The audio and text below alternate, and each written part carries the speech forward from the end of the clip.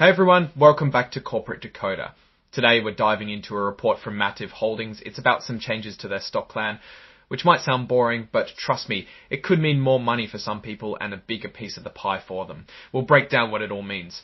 If you like getting the inside scoop on what companies are really doing, hit that subscribe button. Join our Discord community, link in the description, and let's decode this together. This report, called a Form 8K, is a snapshot of important events that companies have to tell the government about.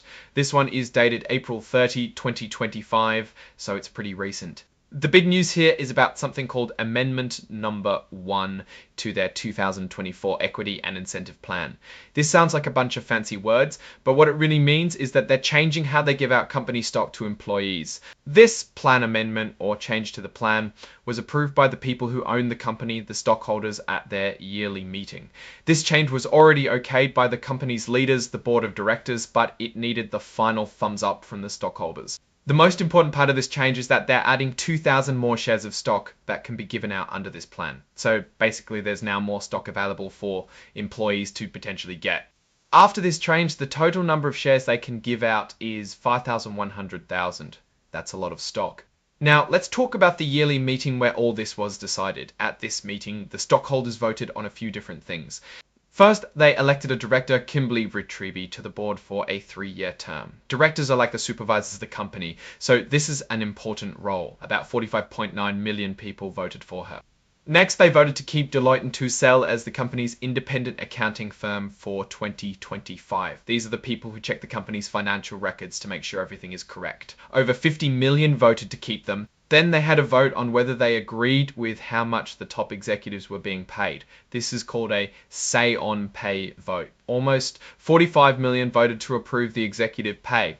Finally, they voted on that stock plan change we talked about earlier. About 43.8 million voted to approve it. You can find the full details of this stock plan change in Exhibit 10.1 attached to this report if you're into that sort of thing. So what's the big picture here? Mativ Holdings is making some changes to how they reward their employees with stock. They're also keeping the same accounting firm and have elected their leaders.